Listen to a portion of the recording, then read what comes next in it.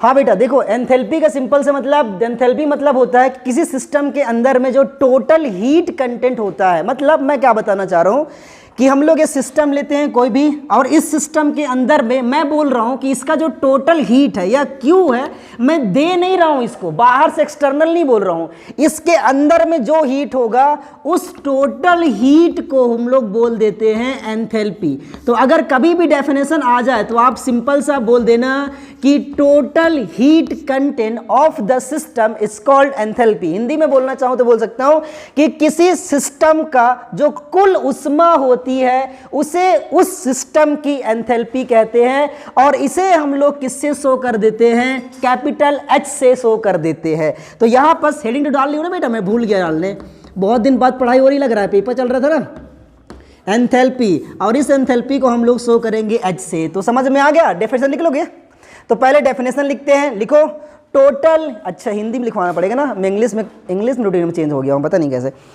तो लिखो बेटा, लिखना किसी सिस्टम डिफाइन करी जाती है, कैसे मैं दिखाता हूं। ऐसे बोलते हैं कि किसी भी सिस्टम का एंथैल्पी या किसी भी सिस्टम की, इसको अंतर्निहित ऊष्मा बोलते हैं मेरे ख्याल से, किसी सिस्टम की एंथैल्पी उसकी इंटरनल एनर्जी एवं प्रेशर वॉल्यूम का गुणनफल के योग को एंथैल्पी बोलते हैं। देखो क्या चल रहा है, इसको हम लोग क्या बोलते हैं बेटा, इंटरनल एनर्जी, और ये क्या है, प्रेशर, और ये क्या है, वॉल्यूम। तो प्रेशर और वॉल्यूम का इंटू किए हैं क्या, और एंथैल्पी के साथ ऐड कर दी है। तो मैं ऐसे बोल सकता हूं ना कि किसी भी सिस्टम की एंथैल्पी उसकी इंटरनल एनर्जी एवं प्रेशर इनटू वॉल्यूम का योगफल को एंथैल्पी बोलते हैं। ठीक है, इसका मतलब H की फॉर्मूला बन जाएगा E प्लस PV। अब हम लोग को क्या कैलकुलेट करना है, हम लोग को कैलकुलेट करना है इसका चेंजेस। तो चेंजेस के लिए आप सीधा यहां पर लगा दो डेल H, यहां पर लिखोगे डेल E, यहां पर क्या लिखोगे PV। अगर मुझे करना है तो आप ऐसे भी मान सकते हैं H1 E2 करके वगैरह वगैरह, पर मैं वैसे नहीं कर रहा हूं, मैं डायरेक्ट कैलकुलेट कर रहा हूं। देखो क्या करते हैं अब बेटा हम लोग क्या करने वाले हैं, यहां पर देखो कोई आया क्या, अच्छा उनको क्लास बंद हो रही है बेटा। यहां पर डेल H, यहां तो कोई दिक्कत नहीं है, इसको हम लोग सॉल्व करते हैं। देखो जब मैं इसको सॉल्व करूंगा डेल PV को, तो कैसे करूंगा, एक बार में जब डेल का मल्टीप्लाई P के साथ करूंगा तो ये कांस्टेंट रहेगा, जैसे तुम लोग डिफरेंस के अंदर करते थे, अवकलन के अंदर करते हो ना, सेम वैसे करना है। मतलब कि ये फर्स्ट फंक्शन होगा, ये सेकंड फंक्शन होगा। जब मैं फर्स्ट का डिफरेंशिएट करता था तो सेकंड को कांस्टेंट रखता था, और सेकंड को जब मैं कांस्टेंट, सेकंड का डिफरेंशिएशन करूंगा तो फर्स्ट को कांस्टेंट रखूंगा। कहने का मतलब देखो, पहले एक बार मैं वॉल्यूम को कांस्टेंट रखा हूं, और यहां पर क्या बन जाएगा, मैंने कहा डेल चेंज किसको किया केवल बेटा, P को। सिमिलरली यहां पर P को कांस्टेंट रखूंगा और वॉल्यूम को चेंज कर दूंगा। लेकिन एक बात जरूर ध्यान रखिएगा कि एंथैल्पी ऑलवेज ऑलवेज ऑलवेज, हमेशा और हमेशा कैलकुलेट करी जाती है एट कांस्टेंट प्रेशर। क्या बेटा, एट कांस्टेंट प्रेशर। तो मतलब इसमें मैं अप्लाई कर दूं कि कांस्टेंट प्रेशर रहेगा, तो अप्लाई कर लेते हैं एट कांस्टेंट प्रेशर। अब अगर मैं कांस्टेंट प्रेशर कर लूंगा तो बताओ कांस्टेंट प्रेशर के अंदर में डेल P की वैल्यू कितना हो जाता है, कंफर्म। तो ये वैल्यू 0 हो जाएगा क्या, तो ये वैल्यू 0 की ओर हो गया। इसका मतलब क्या लिख सकते हैं, del H equal to del E plus P del V। अच्छा एक बात और मुझे ऐसा लग रहा है, मुझे महसूस हो रहा है क्या बेटा, कि अगर डेल H कांस्टेंट, मतलब एंथैल्पी चेंज के दौरान में देखना, एंथैल्पी कभी भी कांस्टेंट प्रेशर में कैलकुलेट नहीं करेंगे हम लोग, enthalpy change pressure constant pressure पर कैलकुलेट करते हैं। तो हम लोग डेल H यहां पर P नहीं लगाएंगे, हम लोग कहां पर P लगाएंगे, डेल H पर। तो बताओ चूंकि प्रेशर कांस्टेंट है इसलिए मैं क्या लगा सकता हूं, यहां पर P लगा सकता हूं। ठीक है, क्लियर हो गई, समझ गए।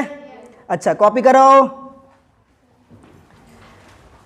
या एक नोट बना के लिख सकते हो, पहले इसको कॉपी कर रहा हूं, ये बताता हूं। अब क्या करना है, देखो हीट कैपेसिटी, पहले मैं हेडिंग डाल लेता हूं यहां पर और लिखता हूं हीट कैपेसिटी। लेकिन इसके लिए आपको दो चीजें पता होना चाहिए भाई, फर्स्ट लॉ ऑफ थर्मोडायनेमिक्स। ठीक है, चलो देखो क्या करने वाले हैं। हीट कैपेसिटी को हम लोग शो करते हैं बेटा कैपिटल C से। C मतलब समझते हो ना, कैट। C मतलब C फॉर कैट। क्या बेटी, क्या बोल रही, कैपा, अच्छा हाँ, प्रिंटिंग एरर, कैपेसिटी, अब सही है। हीट कैपेसिटी देखो क्या बोलते हैं, इसको हम लोग हिंदी में बोलेंगे बेटा उष्माधारिता, और इसको 10th क्लास के अंदर में पढ़ा दी जाती। पर क्या करना है, मान लो एकदम ध्यान से देख लो, मैं क्या करता हूं बेटा, यहां पर एक सिस्टम बना रहा हूं, आईना, ये मेरा एक सिस्टम है। इस सिस्टम का टेम्परेचर आप जितना भी मान लो, मैं कितना मान लूं बताओ, इसका टेम्परेचर मान ले रहा हूं मैं 10 सेंटीग्रेड। अब मैं क्या करूं, इसको मैं इतना हीट दे दूं, इतना हीट दे दूं कि इसका टेम्परेचर केवल 10 से बढ़ के 11 हो जाए। कितना इंक्रीज करना है मुझे, कितना करना बेटा, 1। मतलब मैंने इतना टेम्परेचर दिया, इतना हीट दिया कि इसका टेम्परेचर कितना हो गया, 11 सेंटीग्रेड। अब मुझे बताओ मैंने इंक्रीज कितना किया है, इसका मतलब ये कि इसका टेम्परेचर को मैंने इंक्रीज किया है केवल और केवल 1 सेंटीग्रेड। तो किसी सिस्टम के टेम्परेचर को 1 सेंटीग्रेड इंक्रीज करने में मुझे जितने हीट की रिक्वायरमेंट होती है, इसे हम लोग बोल देते हैं हीट कैपेसिटी। ठीक है बेटा, क्या चीज, हीट कैपेसिटी। और हीट कैपेसिटी को 100 किससे किया जाता है, सी से। देखो अगर आप ध्यान से देखो तो बड़ी काम की बात समझ में आ रहा होगा। क्या बेटा बताओ, क्या मैंने क्यू चेंज करी है, चेंज क्या हुआ है, इसका पहले टेम्परेचर कितना था T1, इसको मान लूं, इसको कितना मान लूं T2। इसका मतलब heat capacity C is equal to मैं क्या बोल सकता हूं कि दी गई उष्मा और टेम्परेचर चेंज लिख सकता हूं ना। तो यहां पर लिखता हूं गिवन हीट अपॉन में क्या लिखूंगा बेटा, टेम्परेचर चेंज लिख सकता हूं, ताप में परिवर्तन। मुझे बता दो बेटा C, गिवन हीट को हम लोग किससे शो किए हैं, Q से, और टेम्परेचर चेंज को किससे शो करते हैं, T2 माइनस T1 से। बात को मानते हो। और C equal to Q upon del T बन जाएगा क्या, और इसी को हम लोग बोल देते हैं हीट कैपेसिटी का फॉर्मूला। समझ में आ गया।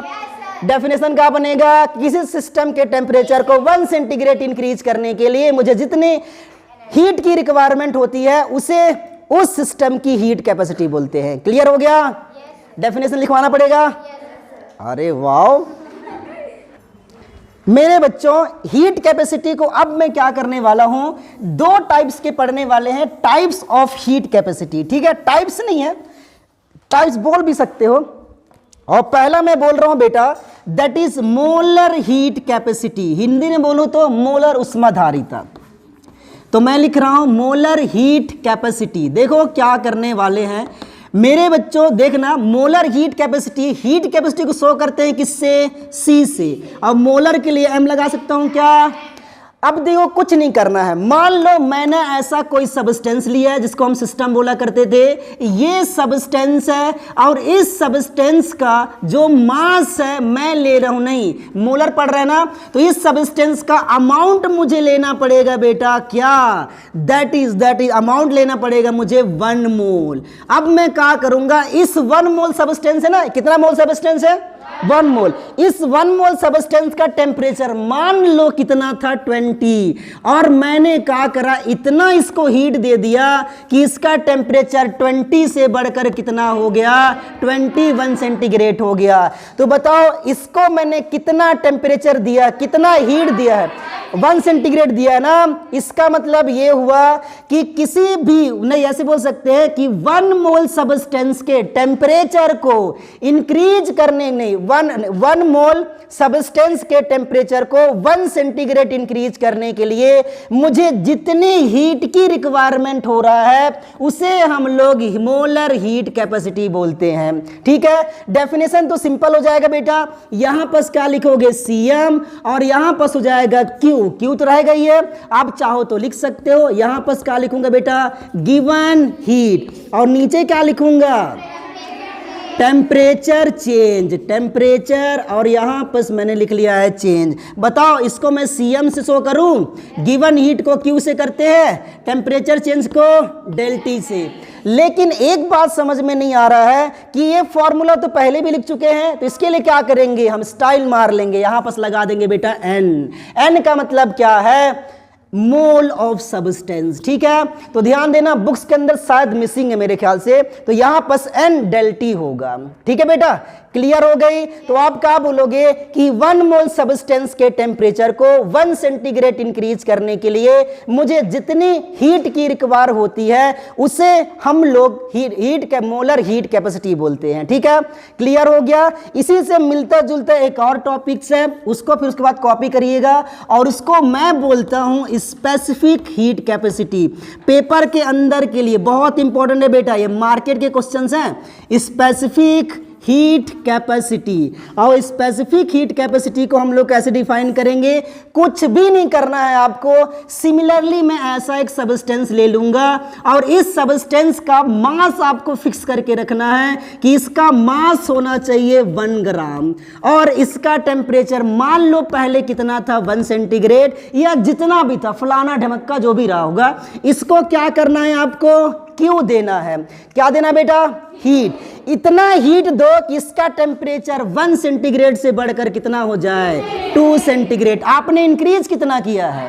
1 सेंटीग्रेड। तो 1 ग्राम सब्सटेंस के टेम्परेचर को 1 सेंटीग्रेड इंक्रीज करने के लिए मुझे जितनी हीट की रिक्वायरमेंट होती है उसे हम लोग स्पेसिफिक हीट कैपेसिटी बोलते हैं। और इस heat capacity, specific heat capacity को हम लोग शो करेंगे CS से। ठीक है, कंप्यूटर साइंस। क्या बेटा?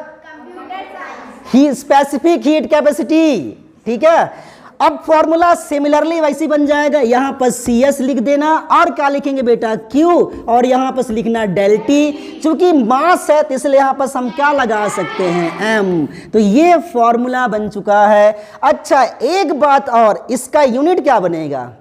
बताओ बताओ बताओ बताओ। क्यू का हीट तो जूल होता है हीट का, मास का तो ग्राम होता है, क्योंकि आप बहुत टेम्परेचर का क्या होता है? सेंटीग्रेड या फिर केल्विन। ऊपर लेके चले जाएं, क्या बन जाएगा? जूल, ग्राम इनवर्स, केल्विन इनवर्स। यहां पर बताओ जरा, यहां पर क्या बनेगा बेटा? इसका हो जाएगा जूल, इसका क्या हो जाएगा? मोल, इसका क्या हो जाएगा? केल्विन। क्या बन जाएगा बेटा? जूल। अच्छा, तो यहां पर लिख लेते हैं मोल, ये अच्छा ऊपर जाएगा ना, जूल, यहां पर हो जाएगा मोल इनवर्स, और यहां पर केल्विन इनवर्स। उसका निकाल लोगे आराम से? वाह, क्या बात है, कॉपी करो। मैं डेफिनेशन नहीं लिखवाऊंगा भाई, जगह छोड़ देते हैं हम ही लोग। अपने को लिखना है 2 चीजें। देखो, heat capacity at constant pressure, heat capacity at constant volume. Hindi में क्या बोलेंगे? स्थिर दाब पर ऊष्माधारिता एवं स्थिर आयतन पर ऊष्माधारिता। ठीक है, देखो क्या करते हैं, मतलब मैं यहां पर C लिखा हूं, और C का मतलब होता है हीट कैपेसिटी, और इसको मैं 2 तरीके से मेजर करना पसंद करूंगा।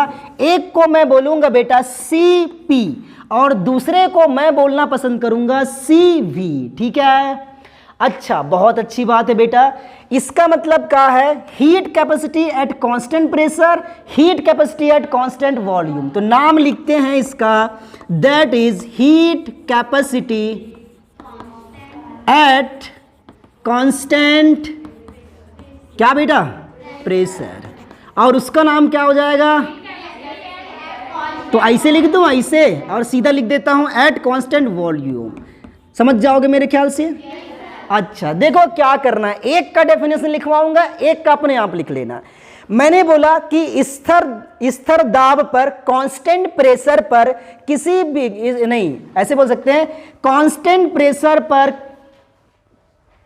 किसी सब्सटेंस के टेम्परेचर को 1 सेंटीग्रेड इंक्रीज करने के लिए जितनी हीट की रिक्वायर होती है उसे heat capacity at constant pressure बोलते हैं। अगर नहीं बोलने आ रहा तो ऐसे बोल दो कि स्थिर दाब पर ऊष्माधारिता को स्थिर दाब पर ऊष्माधारिता कहते हैं। ठीक है, कांस्टेंट टेम्परेचर पर जो हीट कैपेसिटी है उसे heat capacity at constant pressure बोलते हैं। डेफिनेशन लिखवा देता हूं, पहले लिख लो।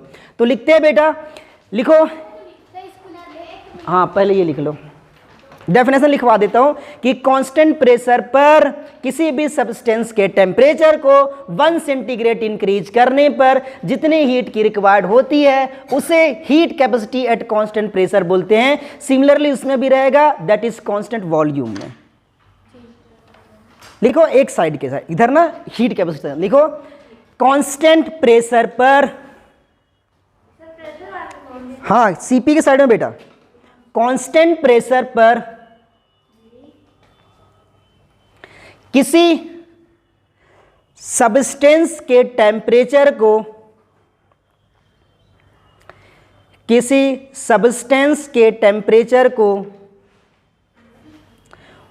1 सेंटीग्रेड इंक्रीज करने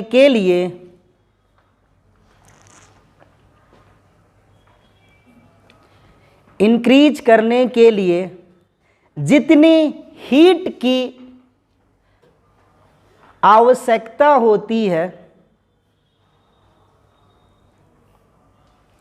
हीट की आवश्यकता होती है,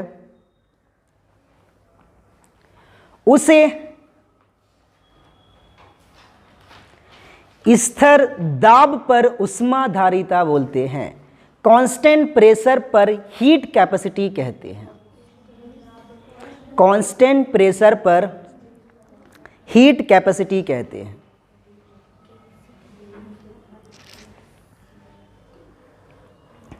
हो गया बेटा?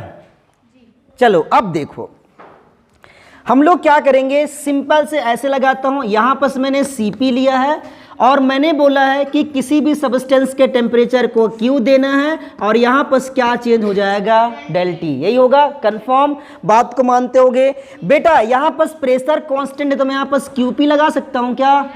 अच्छा एक बात और ध्यान से देखो कैसे, अगर आप ध्यान से देखेंगे तो मैं बहुत कुछ बता दूंगा। यहां पर लिखते हैं इसको क्वेश्चन नंबर 1 मानते हैं, या आप चाहो तो इसको ऐसे भी लिख सकते हो Cp और यहां पर Q, यहां पर ΔT, कांस्टेंट प्रेशर है तो P ऐसे लिख सकते हो। ठीक है, लिख सकते हैं, प्रेशर कांस्टेंट है।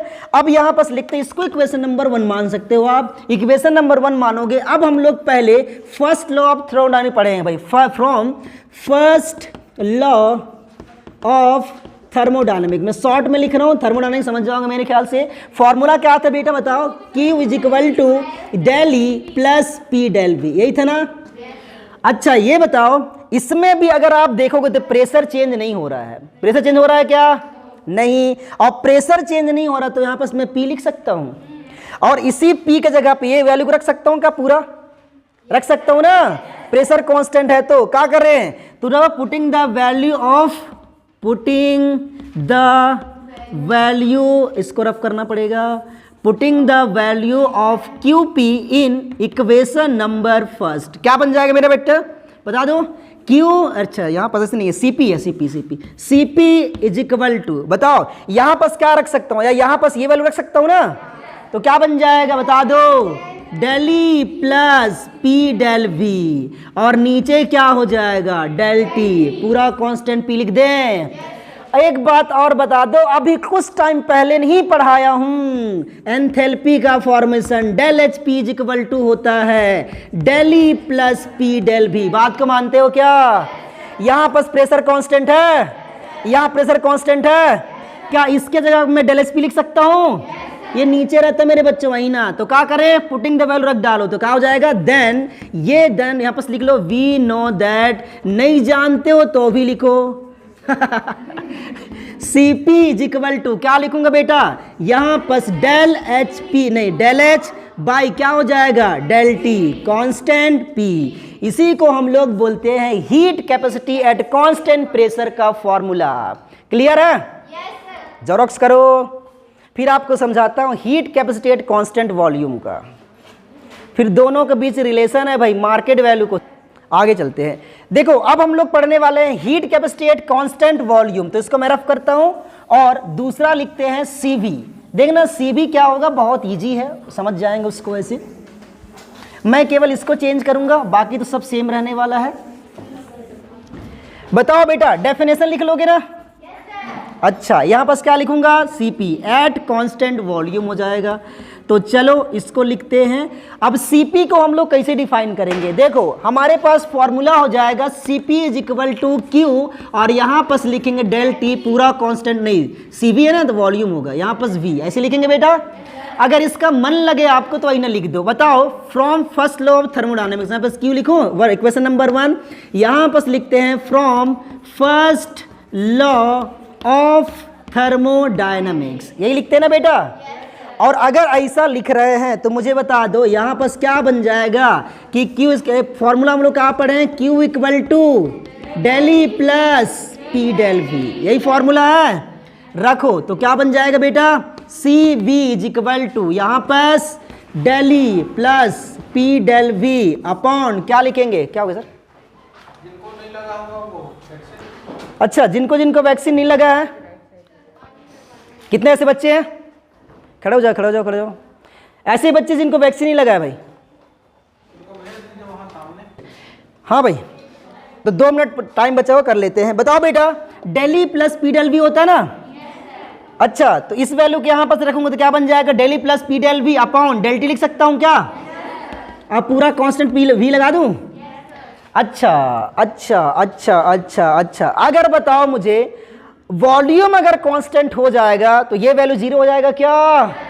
इसका मतलब कि एट कांस्टेंट वॉल्यूम लिख लेते हैं, at constant volume del V equal to क्या हो जाएगा, 0। ये वैल्यू 0 हो जाएगी तो क्या बचेगा बेटा, C V is equal to यहाँ पर del E upon del T constant V. इसी को हम लोग बोलते हैं heat capacity at constant volume. Clear? Xerox. ये मार्केट में आएगा बेटा, मार्केट का मतलब एग्जाम में।